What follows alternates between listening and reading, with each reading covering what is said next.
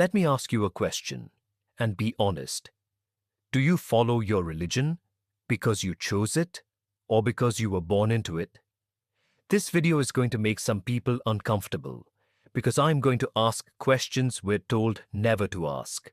Questions about religion, about rituals, about beliefs, not to prove whether God exists, but to ask something far more serious.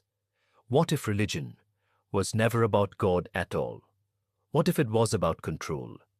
This is the story of a man who asked that question, and what happened when he stopped following his religion changed everything. Meet Kabir, born into a deeply religious family.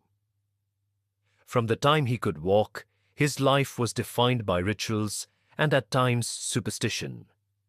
Kabir never questioned any of it, because questioning was the biggest sin of all. His grandmother told him, "These rituals have been followed for thousands of years. Who are you to question them?" His priest told him, "If you don't perform these ceremonies, your ancestors will suffer in the afterlife." His mother told him, "Do you want to bring bad luck to this family?" So Kabir followed every ritual, every fast, every rule, not because he understood them, not because they brought him closer to God, but because he was afraid of bad luck, afraid of curses, afraid of what people would say, afraid of questioning, until one day something happened that broke the spell. Kabir's father had a heart attack. The family was devastated. And then the priest arrived. He said the attack happened because they hadn't performed a specific ritual. The ceremony to perform the ritual would cost 5 lakhs rupees. The family didn't have 5 lakh rupees, but the priest was insistent. Kabir's mother started selling her jewelry. His brother took a loan. And Kabir sat in the hospital corridor. And for the first time in his life, he asked a question. What kind of God demands money to save a dying man?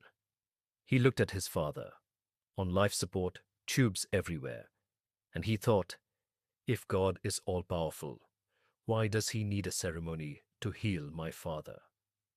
If God is compassionate, why would he punish my father for not doing a ritual we didn't even know about? If God is just, why does my mother have to sell her jewelry to appease him? And in that moment, the spell broke. Kabir realized something he'd been too afraid to see his entire life. The priest wasn't speaking for God.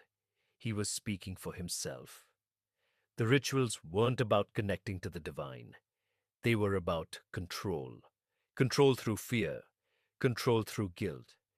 Control through the one thing that terrifies every human being. If you don't obey, something terrible will happen. That night, Kabir couldn't sleep. He started reading, researching, questioning everything.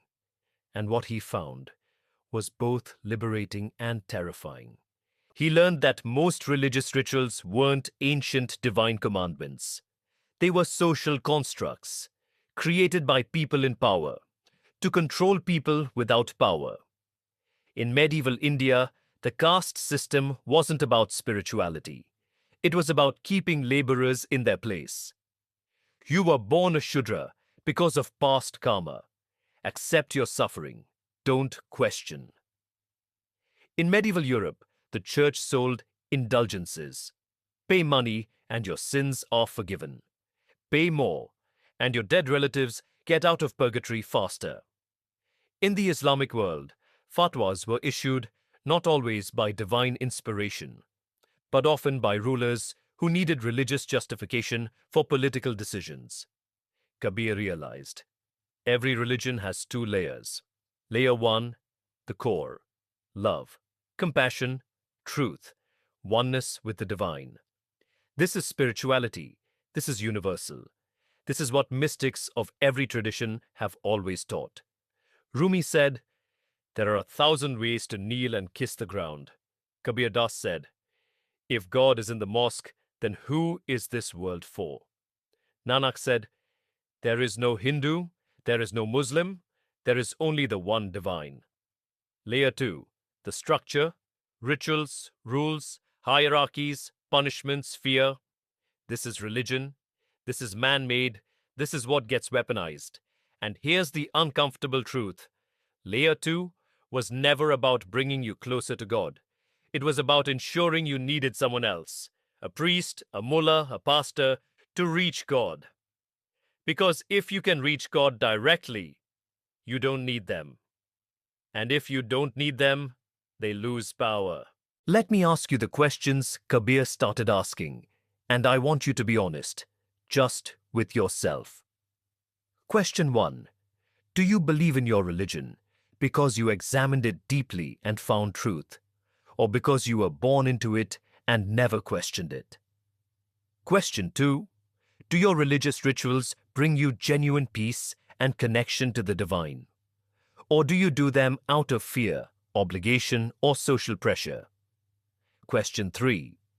If you stopped performing a specific ritual tomorrow, would something actually bad happen to you? Or have you just been told it would?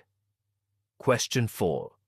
Does your religion teach you to think for yourself, or does it punish questioning? Question 5. If God is infinite, loving, and all-powerful, why would he care whether you eat meat on Friday or fast on Tuesday, or wear a specific thread or face a specific direction? These aren't attacks.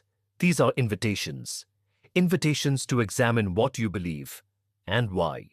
Because here's what Kabir discovered. True spirituality has no fear.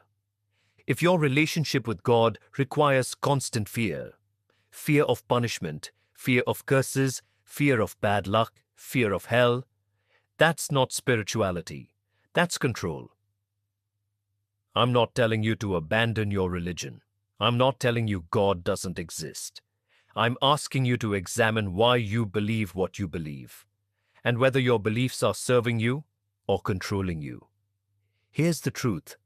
Most religious institutions don't want you to know. You don't need them to reach God.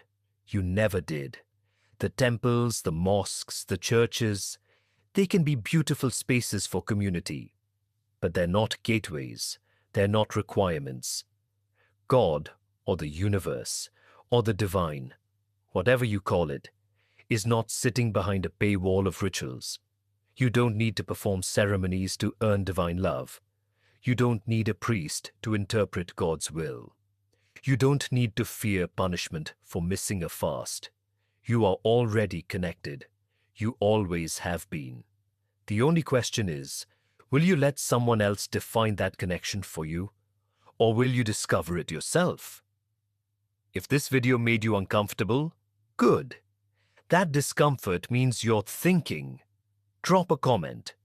What's one belief you've been afraid to question?